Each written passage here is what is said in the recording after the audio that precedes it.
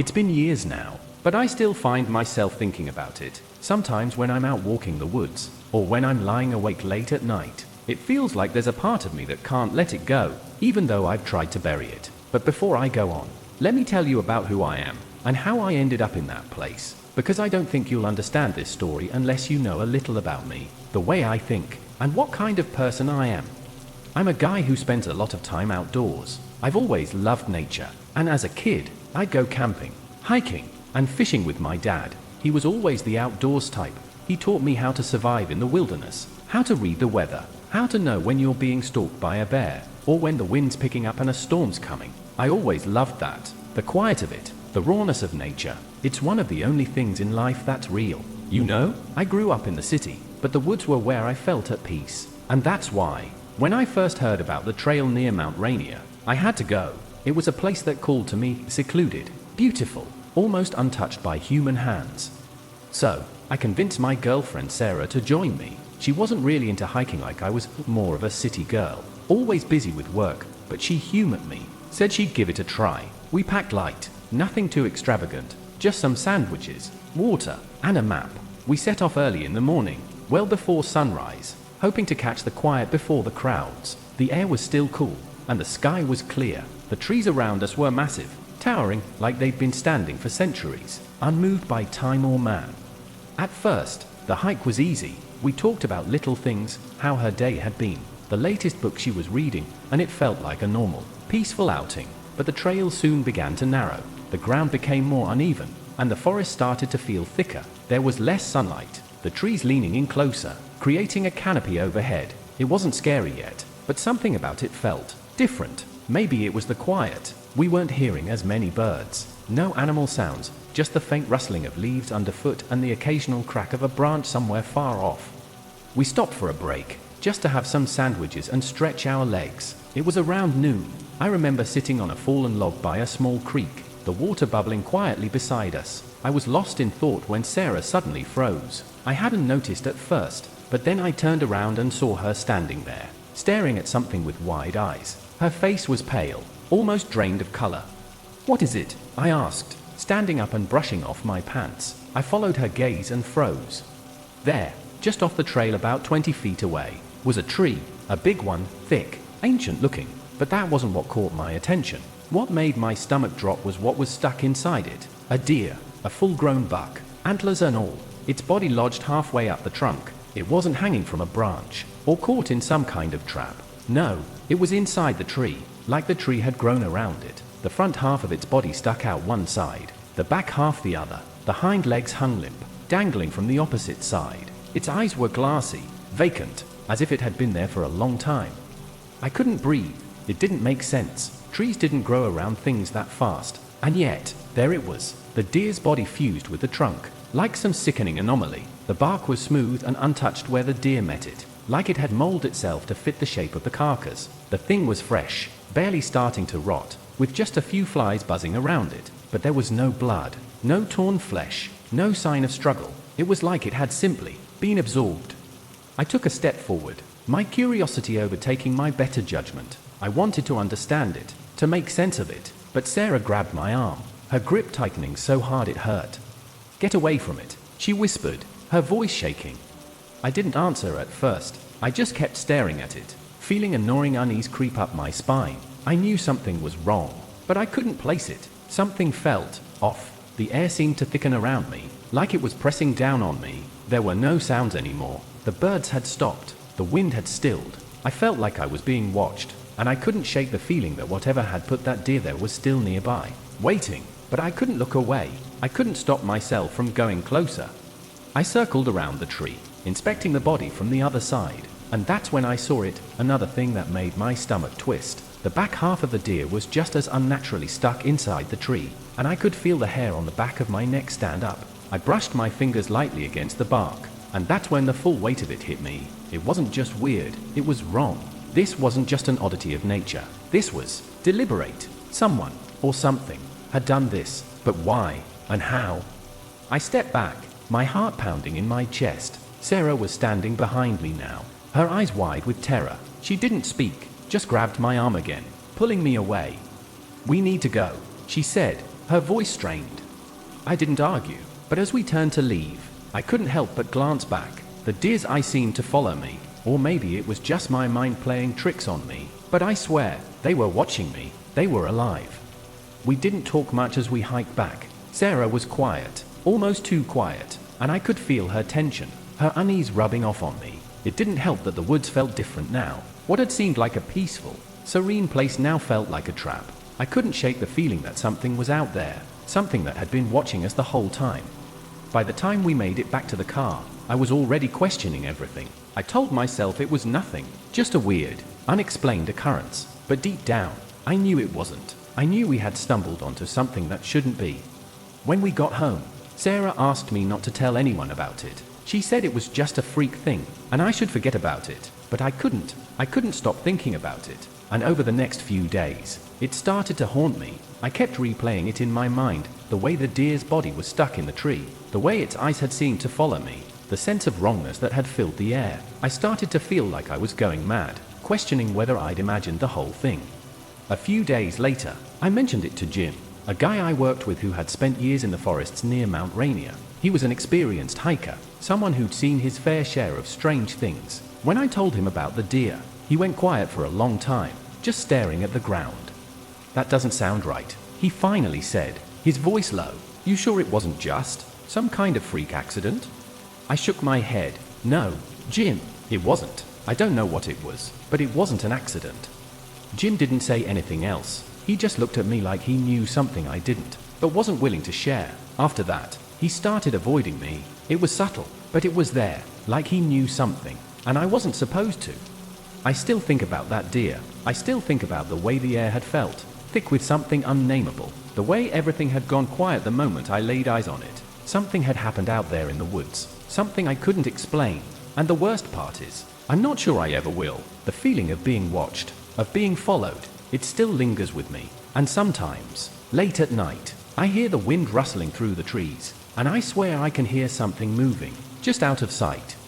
I haven't gone back to that part of the woods, and I don't think I ever will, but every time I close my eyes, I see that deer. It's empty, lifeless eyes staring back at me, waiting.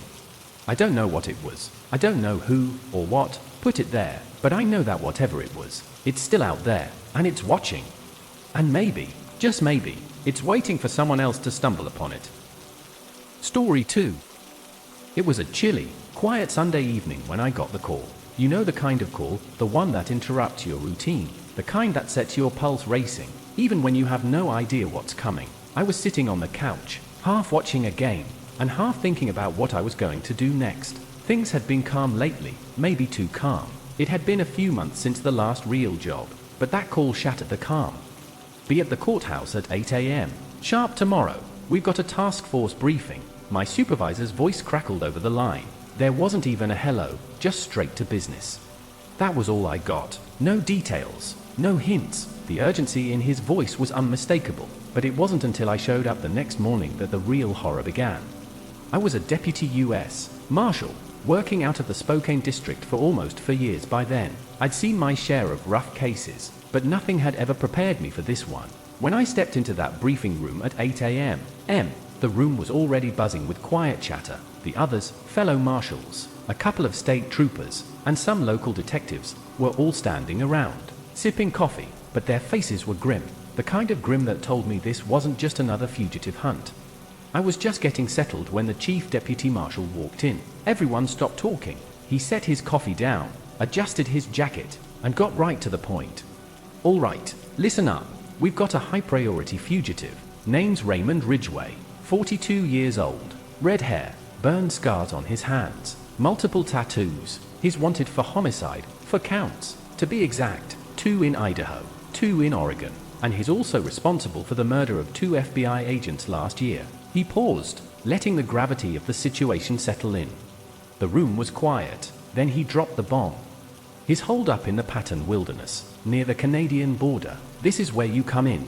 He flicked on the projector, and a topographic map of the wilderness appeared on the wall. My eyes locked on Oola Peak, circled in red. Elevation 8,500 feet. The chief continued, his voice low. "It's a needle in a haystack, but we've managed to narrow things down. We think he's hiding in the largest cave on the peak. and we got intel that he's armed and dangerous. There's a narrow window before the weather turns, so we need to move fast." He continued, outlining the plan, but I wasn't really listening anymore. Something about Ridgway's profile felt off. It wasn't just the murders, the ambush on the FBI agents. It was his reputation. A killer and a fugitive. Sure, but something else, something darker, was lurking behind the details. I couldn't shake it. By 9 a.m., we were on the road, convoying to Winthrop, the closest town to the wilderness boundary. As we drove, the mood in the vehicles was tense. This wasn't your usual fugitive hunt. Ridgway wasn't just a criminal, he was a ghost, someone who knew how to survive. We were heading into unknown territory, and everyone knew it. We reached the base of Oola Peak by midday. The weather was already starting to shift, the wind picking up, clouds rolling in over the mountains. The hike up to the summit was brutal, especially with the weight of the gear we were carrying. By the time we reached the timberline, the trees had thinned, and we were exposed to the full force of the elements. The cold cut through our jackets, and the wind howled over the jagged rocks. It was quiet, eerily so. No animals, no rustling leaves, no birds, just the wind and the crunch of boots on snow and gravel. We reached the flat shelf near the summit by late afternoon. My legs were burning from the climb, and I felt the exhaustion settling into my bones. But we didn't stop. We had a job to do. As we approached the cave, something felt off. It wasn't just the weather or the isolation. It was the silence. Then we saw it. Dozens of dead birds, scattered across the ground in random spots, like they'd just fallen from the sky. Some of them were still fresh. Others were already starting to decompose. No blood, no signs of injury. Just dead, lifeless bodies. Squirrels, marmots, and birds, every kind of animal you could imagine, all lying motionless on the ground. I froze. "Bravo! This is Alpha. You see this?" I radioed. After a beat, the response crackled through. "Yeah, Alpha, we've got the same thing here. What the hell is going on?" I didn't answer immediately. The unease in my stomach was growing. This wasn't normal, but there was no time to think about it. We had a fugitive to catch. We pushed forward to the cave, Ridgway's hideout. Also, we thought. The air grew colder the closer we got, the wind biting at our skin, making it harder to focus. The cave loomed ahead, a jagged black mouth in the stone. The other teams flanked the perimeter, weapons at the ready. But as we reached the entrance, I noticed something strange. The dead birds weren't just on the ground, they were piled up at the mouth of the cave, as if they had been deliberately placed there. "We need to be careful," I muttered under my breath, my hand tightening around my rifle. We entered the cave, moving slowly, the echo of our footsteps bouncing off the walls. The air inside was thick and dank, the smell of something sour hanging in the stagnant air. It was too quiet, and I couldn't shake the feeling that we were being watched. My flashlight flickered, casting long, eerie shadows on the walls. And that's when we saw him. Raymond Ridgway sat with his back to us, rocking back and forth. His head was bowed, and his red hair hung over his face. His body was gaunt, thinner than in the photos, but we knew it was him. We had to take him in. "Ridgway, U.S. Marshals, hands behind your back," I shouted, trying to keep my voice steady. He didn't react, not at all. He just kept rocking, his body jerking back and forth. The silence was suffocating. I took a cautious step forward, my rifle trained on him. Then one of my men, Torres, made a mistake. He moved forward to touch Ridgway's shoulder, and that's when it happened. Torres collapsed, his body locked up, like someone had flipped a switch, and he hit the ground hard, his arms jerking in spasms. "What the hell?" I shouted, rushing to his side. But Ridgway didn't flinch. He didn't even look up. His eyes were wild when they finally locked on mine, but there was something else in them, something that made my blood run cold. He smiled. It wasn't a grin of satisfaction or smugness. It was something else, something darker. We managed to subdue him, zip-tie his hands, and drag him out of the cave. But Torres wasn't right. He was still unconscious, breathing shallowly, his pulse erratic. We didn't know what had happened, but something was wrong. We couldn't get out of there fast enough. Ridgway was loaded into the chopper for extraction, and we followed him down the mountain in silence. My mind was reeling. The birds, Torres's collapse, Ridgway's strange behavior. It didn't make sense. And then the dead birds. There was something about them that was unnatural. Back at the base, we debriefed, but the answers were few. Ridgway wouldn't talk. He just kept rocking in his cell, his eyes vacant, that same eerie smile never leaving his face. Torres eventually woke up, but when he did, he couldn't remember a thing. The last thing he remembered was touching Ridgway's shoulder. And then, nothing. The dead birds? The strange behavior? No one could explain it. The investigators dismissed it as coincidence, saying the animals had died from the cold, or some kind of disease. Torres's collapse? Stress, they said. A fluke. But deep down, I knew it wasn't that simple. There was something else at play here. Something we didn't understand. It's been weeks now, and I can't shake the feeling that something's wrong. The dead birds, the strange quiet of the wilderness, Ridgway's unsettling behavior, none of it adds up. I don't know what we encountered up there on Oola Peak, but I do know one thing, I'll never forget it. The mystery will linger in my mind forever, unanswered, unresolved. And sometimes, late at night, I hear the hum again, the same low, vibrating hum that filled the air when we found the dead birds. I don't know what it was, but whatever it was, it's still out there, watching, waiting, and I don't think we'll ever fully understand it. Story 3. It's hard to know where to begin with this. I guess, when something like this happens, you don't really ever get over it. You just kind of carry it with you. But I have to tell it, because it's something I've been thinking about more and more, and I need you to understand that this isn't some twisted ghost story I'm trying to spin. This isn't something you'll read in a campfire tale. This happened, and it's been with me ever since. I'm a hiker, not professionally or anything, but I love being out in nature. Hiking's always been a way for me to escape the noise of life, to get out into the wild and clear my head. I started hiking on my own after a breakup a couple of years ago, needed some space, you know? So, I took a few trips, just simple solo hikes through places I'd always wanted to see, places where I could be alone with my thoughts. The weekend in question was meant to be just another one of those trips, nothing out of the ordinary. I had my pack, water, trail snacks, and a map of the area in the Sierra Nevada where I was heading. It was supposed to be a weekend hike, 2 days out in the wilderness, just me and the trails. I'd been up this way before, but never as deep into the woods as I was going now. But I wasn't worried. The trail I was on was known to be a bit rugged, but it wasn't uncharted. At least, that's what I thought. I'd started off early, with the sun barely up, a chill in the air, and the smell of pine trees surrounding me. There's something about the smell of fresh pine that settles you, calms you down. The birds were up and chirping, the wind was light, and everything felt so normal, so peaceful. But as I moved deeper into the woods, the sounds of the trail began to change. At first, it was subtle, just the wind picking up a little, the trees creaking slightly as they swayed. Then there was the rustling of leaves underfoot that started to feel a little louder. I'd been on enough trails to know that sometimes things could feel a little disorienting, especially when you're out alone. But it wasn't until I reached the clearing that it really started. There was an old stone foundation, crumbling, half hidden by overgrown vines. It looked like it had once been a small cabin, or perhaps a shack of some kind. I stopped to rest for a moment, had some water, and took a look at my map. No real sign of life. I wasn't expecting any. The area around me was remote, largely untouched, and I figured I was still miles from the nearest campground. It felt right to be there, to be away from everything. But then, something caught my eye, a piece of metal sticking out of the dirt. At first, I thought it might be part of the old foundation, some forgotten piece of scrap, maybe a part of the chimney. But as I knelt down and brushed away some dirt, I realized it wasn't just any piece of metal. It was an old bear trap, rusted and worn, half buried in the earth, its steel teeth still sharp, as though it had been waiting for something to come along for years. I felt a shiver go down my spine. Bear traps aren't uncommon in some areas of the Sierra Nevada, especially in the remote wilderness, but this one looked forgotten, abandoned, even. Its chain was still attached to a rusted stake, buried so deep in the earth that it seemed to have melded with the land itself. I had never seen a trap like that before, and something about it felt wrong. Still, I figured it was just an old relic, left behind by some hunter or park ranger who'd been out here years ago. But then I stood up, and that's when I heard it. A scream, a sharp, guttural cry that ripped through the silence like a blade. My heart skipped. I froze, the blood in my veins turning to ice. I wasn't alone.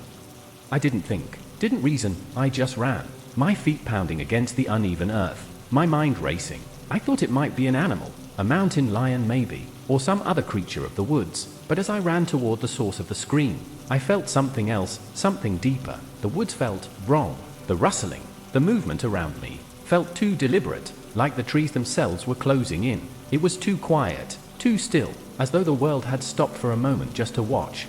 And then I saw him. He was crumpled on the ground, his hands clawing at his leg, His face was pale, slick with sweat, eyes wide with pain and terror. The scream had stopped, replaced by ragged gasps and whimpers. His leg was caught in an old trap, exactly like the one I'd found earlier. I could barely breathe as I rushed to him, my heart pounding in my chest. His leg was mangled, the flesh torn open, blood pooling beneath him. I had no idea how long he'd been like this, but it was clear that he needed help. I tried to stay calm as I looked around, but the forest felt like it was closing in on us.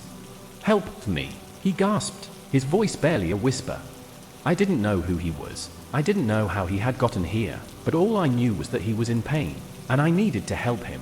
I pulled out my knife and began working to release the trap, but the rusted metal wouldn't give. The release mechanism was buried under layers of dirt, and every time I tried to pull it, the trap seemed to tighten around his leg, making him scream out again. I could hear the distant rustling again, but this time, it wasn't the wind, it was footsteps. Someone else was out there, watching us. I didn't know if it was a person or just my mind playing tricks, but something about the silence, the weight of the air, made it feel like we were being hunted. My heart raced as I forced myself to focus.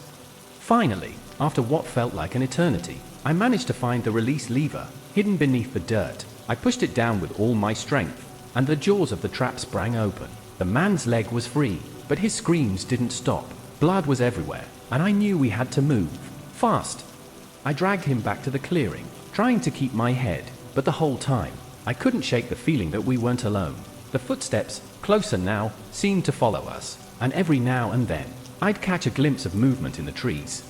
By the time we reached the clearing again, the woods felt even more oppressive. The silence was unbearable, broken only by the occasional rustle in the trees or the man's soft groans. I kept checking behind me, scanning the shadows, but there was nothing, just the feeling of being watched. We had no choice but to keep moving. I knew we had to get out of these woods, but I couldn't shake the feeling that something was wrong. The man's breathing had become shallow, and his eyes were fluttering. He was slipping in and out of consciousness. And then, just as I thought we were almost out, I heard it again. Another scream. This time, it wasn't the man. It was something else, something distant, yet sharp, and it seemed to echo through the trees, bouncing off the rocks and making the woods feel even more isolated, even more claustrophobic. We kept moving, but now, I could feel it. The forest wasn't just silent, it was waiting. We didn't make it to the edge of the woods that day. I don't know if it was the exhaustion, the fear, or the blood loss, but somewhere along the way, I lost track of where we were. The world around me seemed to blur, and all I could hear was the sound of the man's breath and the haunting echo of that scream. When I finally made it out of the woods, the man had stopped breathing. The authorities said it was an accident, a random encounter with an old trap that someone had left behind. But I know what I heard, I know what I felt, and I know that scream wasn't just an accident. I don't go into those woods anymore. I can't. Something about that place, it feels cursed. The memories, the fear, the sensation that we were never meant to find that trap, it's all still with me. And sometimes, late at night, I hear it again, the scream, echoing through the trees, and I wonder if anyone will ever really understand what happened in those cursed woods, or if it will just fade into the shadows, forgotten by time. But I can't forget, not ever. I don't think I'll ever be able to. Story 4. I don't talk about it much, maybe not at all. Really, it's one of those things, you know? It's too big, too strange, too unreal to talk about. But lately, I've been feeling like I have to. It's been eating at me, and even though I know it sounds insane, I need someone to hear it, to understand that it really happened. I need to get it off my chest. So here's the thing, I'm a forestry technician. I work in the Tongass National Forest, up in southeast Alaska. It's big, wild, and remote. A land of giants, trees that stretch hundreds of feet into the sky, thick underbrush that's impossible to walk through, and animals that you don't often see unless you're looking for trouble. I've worked in forests for years, but nothing could have prepared me for what happened in that forest. It was mid-June, the time of year when the forest is alive. The sun stays up so late that you can still be working past 10 p.m., and the whole place smells fresh, like rain and pine. The job was simple, just another routine check of a logging site, making sure everything was in compliance. We had a team, but we worked alone a lot, especially me. I prefer being on my own, especially in a place like the Tongass. It's quiet, peaceful, and I can focus, I can think. The thing that people don't tell you about the Tongass is how easy it is to get disoriented. The trees are dense, the trails are rarely marked, and sometimes, The only thing you can hear is the sound of your boots crunching through the moss. That's the thing, silence. It's a thick, suffocating silence. A silence that starts to feel like something's missing, like you're not supposed to be there. So, I was out there, one of those nights where the sun barely sets, just doing my job, walking down a trail I'd walked 100 times before, my boots sinking into the soft ground, the air damp with humidity, and the smell of pine and earth. Everything was fine, everything was normal. But then, I started to feel it. It wasn't something I could point to. Exactly, it wasn't a sound, or something moving. It was just this sensation that something was off. I can't explain it better than that. It felt like the forest was watching me. But that's crazy, right? A forest can't watch you. And yet, the feeling kept growing. It was like every step I took made the sensation heavier. I started looking over my shoulder, half expecting to see someone standing there. But there was nothing, just the trees and the silence. I tried to shake it off. It was just nerves. I told myself, too much time alone in the woods. Maybe, but the feeling didn't go away. It followed me, kept pacing me as I walked down the trail. Then I came to a clearing. There was an old cabin in the distance, one of those abandoned structures that the forest had claimed over the years. Most people wouldn't even notice it, but I knew it. I'd passed it a dozen times before, but something was different about it this time. The door was wide open, like it had been disturbed recently, like someone had been inside. I walked closer, curious, but cautious. My instincts were telling me to turn back, but I didn't. Instead, I stepped closer to the cabin, scanning the area. That's when I saw it. A pile of dead birds, dozens of them, all scattered in front of the cabin. Their bodies were freshly dead, not rotting, but not long enough for the smell to hit. They were just lifeless, and there were too many of them. I don't know how to explain it, but it felt like they had all dropped at once, as if something had caused them all to fall from the trees at the same time. I paused. I bent down to look closer at one of the birds, and that's when I noticed something else, a trail of disturbed earth, leading from the cabin to the trees. Someone had been through there recently. The ground was torn up, the dirt gouged out in uneven, erratic patterns, like someone, or something, had been dragging something heavy. I could feel my heart starting to race. I should have turned around right then, but curiosity got the better of me, and I stepped further into the clearing, moving slowly, like I was walking through a dream. A strange, heavy sense of dread had settled over me. That's when I heard the first sound. A rustle. At first, it was just the wind, or so I thought, but the wind was still. The trees weren't moving, and then it came again, a loud crack, a branch breaking, a twig snapping, and it wasn't just any branch. It was close, too close. I froze. The hairs on the back of my neck stood up. I was no longer alone. I wasn't sure what to do. Should I call out? Should I run? I had no idea. But as I stood there, paralyzed, trying to listen, I saw something, movement, just beyond the trees. But it wasn't a person. It was too large to be a person, too fast. I couldn't make it out fully, but it was moving with a strange fluidity, like it wasn't bound by the normal rules of the forest. My stomach turned. I started backing away, my eyes scanning the trees. I couldn't see anything clearly, but I knew something was wrong. I knew I wasn't supposed to be there. That's when I heard it, a low, guttural sound, something between a growl and a hiss. It was deep, primal, and it seemed to come from all directions at once. It echoed through the trees, vibrating in the air, like it was coming from something large, something dangerous. I turned and ran. I ran faster than I ever had in my life. I didn't look back. I couldn't. All I could hear was the pounding of my own heart and the sound of something following me, the crunch of footsteps on the soft ground. Too heavy, too fast. I knew it was chasing me. I could feel it getting closer, but I couldn't see it. There was nothing, just the trees. I don't know how I made it back to my truck. My legs were shaking, my breath ragged. I felt like I was going to collapse, but somehow, I made it. I got in, slammed the door, and locked it. I sat there for what felt like hours, just trying to calm down, trying to make sense of what had happened. But I couldn't, and when I finally left the Tongass and went back to town, I kept hearing the same thing over and over in my head. I wasn't supposed to be there. It's been months now, and I can't shake the feeling. I tried to tell my co-workers what happened, but they just brushed it off. They said it was probably just an animal or some hallucination from being out there alone too long. But I know what I felt, what I heard. I never went back to that clearing, and I never will. I don't care what the forest has to offer. There's something out there in the Tongass, something that doesn't want to be found. I don't know what it was, but I know it's still out there. watching. Maybe it's just my mind playing tricks on me, or maybe I really did see something, but I don't think I'll ever know for sure, and honestly, I don't want to. But every now and then, when I'm out there, deep in the woods, I feel it, that same weight, pressing down on me, the silence, the rustling, the eyes watching, just beyond the trees. I don't know if I'm losing my mind, or if something else is out there, something waiting for me. But whatever it is, I'm not going back to find out. Story 5. I've been sitting on this for years, trying to ignore it, trying to forget, but every time I close my eyes, I see it, that beetle. It wasn't some trick of the light, or some animal you can write off with an explanation. No, this was something real, something unnatural, something I should have never encountered. I don't know what it was, but I know it was there, and I think it followed me home.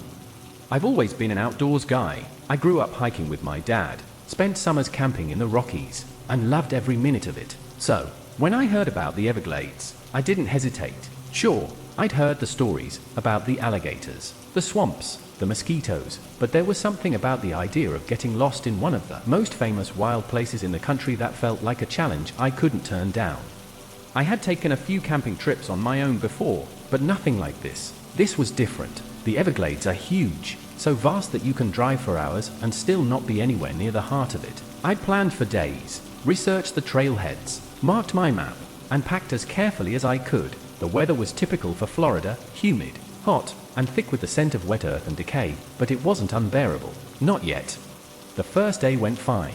I followed the trail, set up camp by a small creek, and watched the sun dip below the horizon. It was peaceful in that way the woods always are. The sounds of nature filled the air, the chirping of birds, the croaking of distant frogs. The swamp was alive. I felt safe, content, like I was doing exactly what I was meant to be doing. But then, as I sat there by the fire, I heard something. At first, I thought it was just the wind, a rustling of the brush, the movement of some animal, maybe an otter or a raccoon. But it wasn't just the usual nocturnal noise. This was different. The sound was too deliberate, too heavy. My eyes darted to the shadows, but I couldn't see anything. The fire crackled as I tightened my grip on the stick I'd been poking the embers with. I don't know how long I sat there like that, staring into the darkness, my breath shallow, the hairs on the back of my neck rising. I told myself it was nothing, just my mind playing tricks. It's easy to convince yourself when you're out in the wilderness alone. When I finally forced myself to stand, I grabbed the flashlight and wandered a few yards into the trees, shining the beam in all directions. Nothing. There was nothing. It was quiet again, the kind of silence that feels almost too perfect, but the feeling, whatever it was, didn't go away. It stuck with me. That night, I barely slept. Every crack of a twig, every gust of wind, made me jerk awake, heart racing. The shadows seemed to move in the corners of my tent. I even convinced myself I saw something, just a flicker of movement beyond the trees, but when I shined my light, it was gone. The next day, I packed up and headed out early. I wasn't going to let it get to me. The sun was out, the heat was unbearable, but I tried to shake off the unease. I figured the experience the night before was just the kind of paranoia that comes with being alone in nature. It wasn't a bad thing, right? Everyone feels that way when they're out in the wild for too long. But then, as I hiked deeper into the Everglades, I started to see signs that didn't make sense. I didn't see anyone for miles, and there were no other campsites in sight. But about 5 hours into my trek, I stumbled upon a clearing, and there, right in the middle, was a massive, dead tree. What caught my attention wasn't the tree itself, but what was surrounding it. At first, I thought it was just a strange gathering of leaves or some kind of dried-out plant. But when I stepped closer, I realized what I was looking at. There were dead animals, not just one or two, but dozens of birds, small mammals, and even a couple of snakes.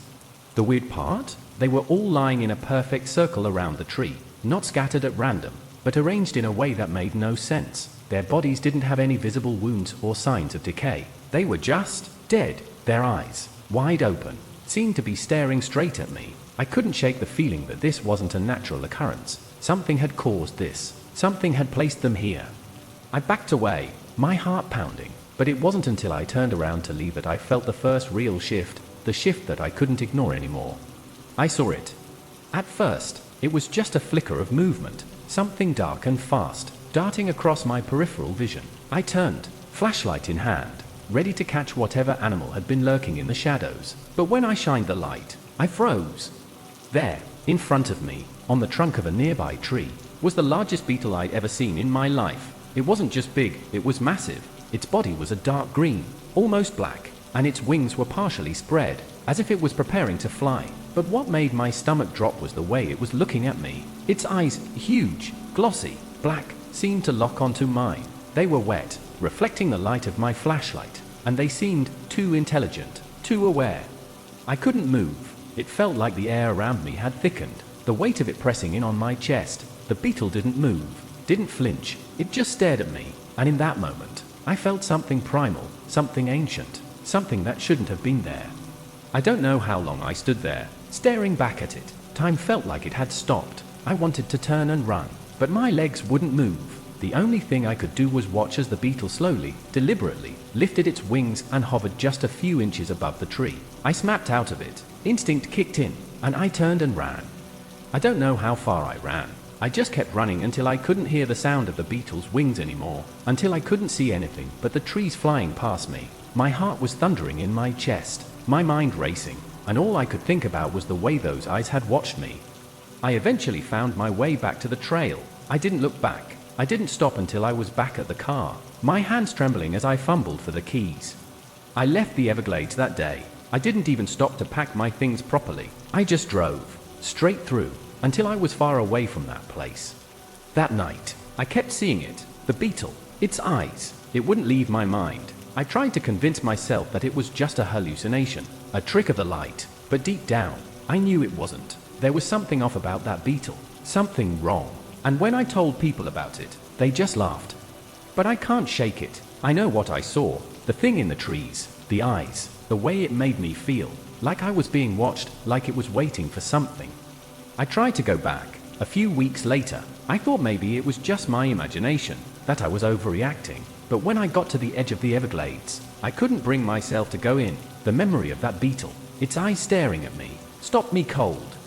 I haven't been back to the Everglades since, but sometimes, when I'm out in the woods, or even when I'm just sitting at home, I catch myself glancing at the trees, half expecting to see those glossy black eyes watching me again. I don't know what it was. I don't know if it was just a creature of the swamp, or something more, something older, something that doesn't belong. But I do know one thing for sure. It's still out there, and it's waiting.